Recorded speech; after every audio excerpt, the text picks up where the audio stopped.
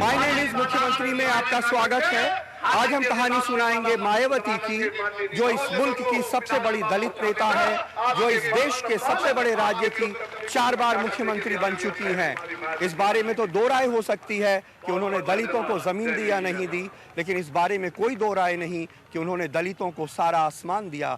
जिनके पेट में दाना नहीं था उनको इज्जत से और स्वाभिमान से जीने का हौसला दिया। जिनके लिए रोटी से ज्यादा बड़ी चीज इज्जत थी। इस चुनाव में उनका भी सियासी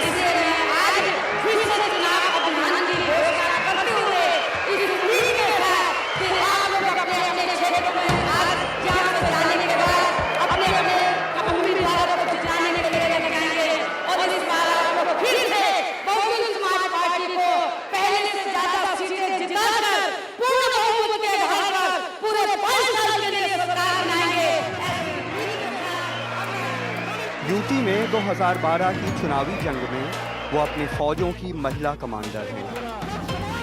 उनकी पार्टी के सारे मर्द उनके नीचे आते हैं। उन्हें पूर्व प्रधानमंत्री नरसिम्हा राव ने मिरेकल ऑफ डेमोक्रेसी कहा था। अमेरिका की फोर्ब्स मैगजीन ने दुनिया की 100 सबसे ताकतवर महिलाओं में उनका शुमार किया। टाइम मैगजीन ने उन्हें दलित क्वीन लिखा। न्यूज़वीक ने उनकी तस्वीर अपने कवर पेज पे दुनिया की 8 बाकमाल महिलाओं की तस्वीरों के साथ छापी। सदियों तक अछूत मानी गई जाति के एक गरीब घर से वो आती हैं और 39 साल की कम उम्र में देश के सबसे बड़े राज्य की हुकूमत उसे मिल जाती है। उसकी वो 4 बार मुख्यमंत्री बनती हैं। मैं मायावती सत्य निष्ठा से प्रतिज्ञान करती हूँ कि मैं विधि द्वारा स्थापित भारत के संविधान के प्रति सच्ची श्रद्धा और निष्ठा रखूंगी।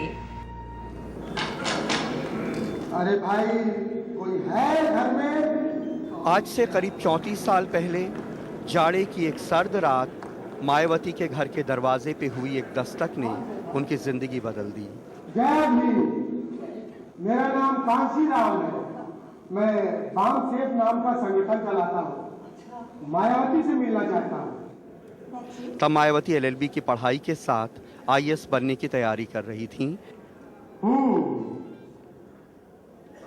लग रहा है पढ़ाई कर रही थी।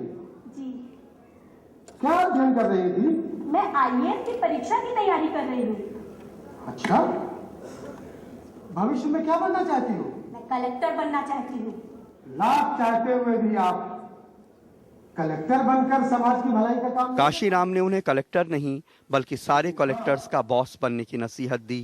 मैं आपको एक ऐसी शक्तिशाली ताकत बना सकता हूँ जिसके द्वारा तमाम कलेक्टर फाइलों का बस्ता बगल में दबाकर आपके आगे पीछे घूमते नजर आएंगे।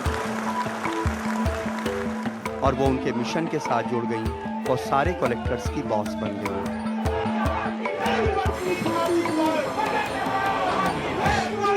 अब वो 5वीं बार यूपी पे हुकूमत करने के लिए जंग के मैदान में हैं।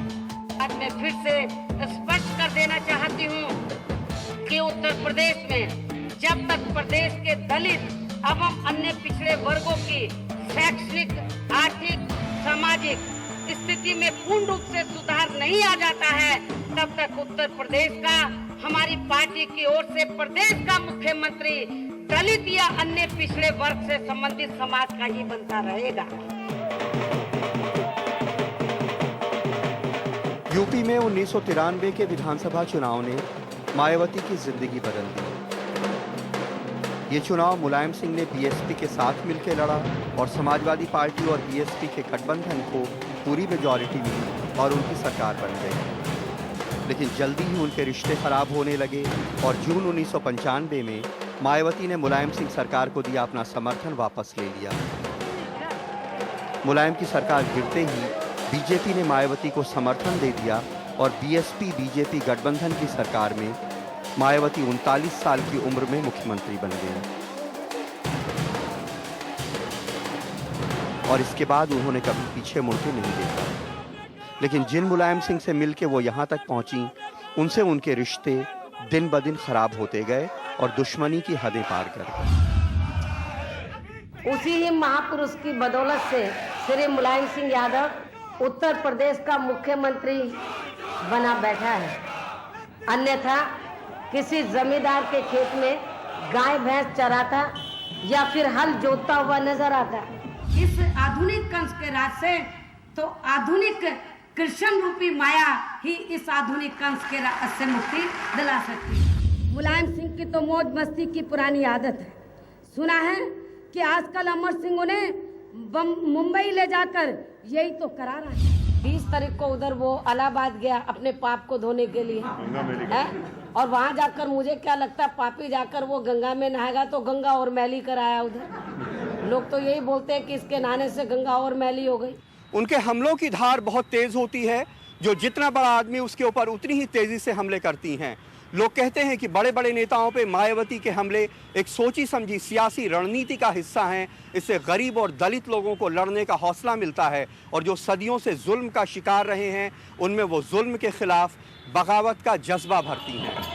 The NDTV News app had redefined the entire genre. Now, another market beater. It's already hit #1. NDTV Profit, India's #1 finance app. Download free at ndtvprofit.com/apps.